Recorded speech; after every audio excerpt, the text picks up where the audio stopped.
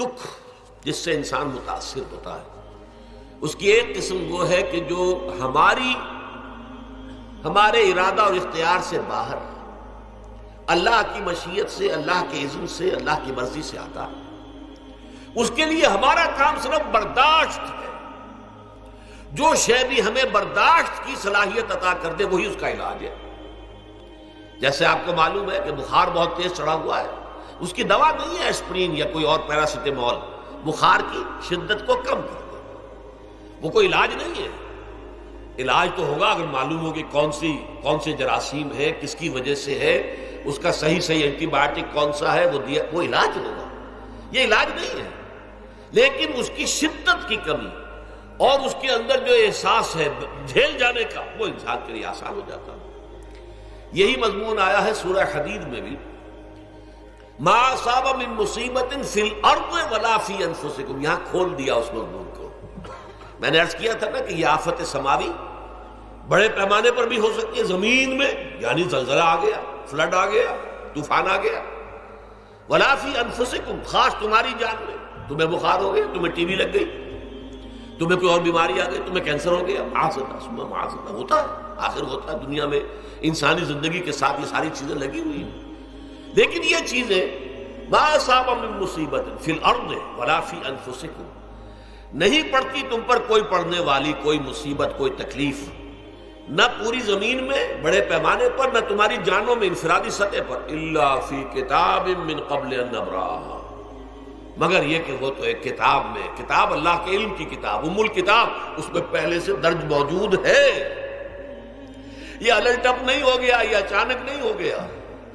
آپ اچانک سمجھتے ہیں کہ صاحب میں تو جا رہا تھا، اچانک ٹرک نے آ کے مجھے دھکا مار دیا۔ اچانک کوئی شے یہاں نہیں ہوتی، اس کائنات میں پتہ تک نہیں ہلتا جب تک کہ اذن رب نہ ہو۔ اچانک کا کیا سوال ہے؟ تو در حقیقت جو ہوتا ہے وہ اللہ تعالیٰ کے علم میں پہلے سے ہے، علم میں کامل، ما کان وما یکون، جو کچھ ہوا ہے، جو کچھ ہوگا، مستقبل، ماضی، کل کا کل، آنے واحد میں اللہ کے علم میں موجود ہے۔ لہذا یہاں اچانک کچھ نہیں ہوتا، جو بھی آیا ہے اللہ کے علم سے آیا، اور یہ پہلے سے اللہ کے علم کے اندر موجود تھا، لکھا ہوا تھا، الا فی کتاب من قبل ان نبرأھا ان ذلک علی اللہ یسیر۔ یہ تمہیں تو مشکل نظر آئے گا لیکن اللہ پر بڑا آسان ہے، اللہ کا علم کامل، ما کانا ما یکون کو حاوی ہے، لکہ لا تاسوا علی ما فاتکم، تاکہ تم افسوس نہ کیا کرو ان چیزوں پر جو تم سے چھوٹ جائیں، جاتی رہیں، چھن جائیں۔ کوئی موقع تھا ہاتھ سے نکل گیا، کوئی دولت تھی اس پر ڈاکہ پڑ گیا، کوئی اور مصیبت ہے وہ آ گئی، کوئی عزیز فوت ہو گیا، اکلوتا بیٹا تھا فوت ہو گیا، وغیرہ وغیرہ۔ ما فاتکم، فات سے ہی فوتیدگی ہے نا،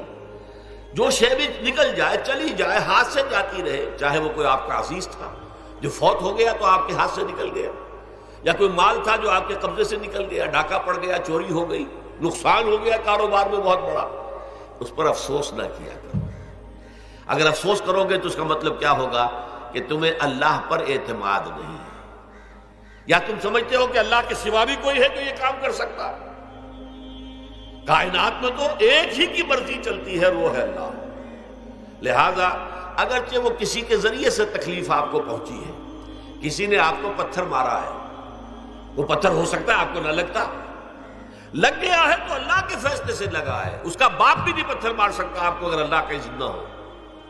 لہذا آپ پتھر مارنے والے کو بھی مجرم سمجھیے، ٹھیک ہے، اس سے بھی قصاص لینے کا آپ کو حق ہے، لیکن یہ جان لیجئے کہ جو آیا ہے پتھر وہ اذن رب سے آیا ہے۔ اب ظاہر بات ہے کہ اگر یہ کیفیت ہوگی تو غصہ اتنا نہیں ہوگا اس شخص پر کہ جس نے یہ کام کیا ہے،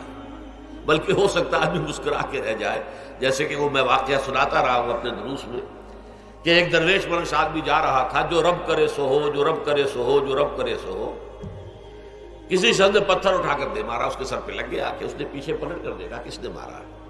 اس نے کہا مجھے کیا دیکھتے ہو، جو رب کرے سو ہو، یہ تو رب کے مارنے سے۔ اس نے کہا مجھے تو یہ پتھر رب کے مارے ہی لگا ہے، لیکن میں دیکھ یہ رہا تھا بیچ میں کس کا منہ کالا ہو گیا،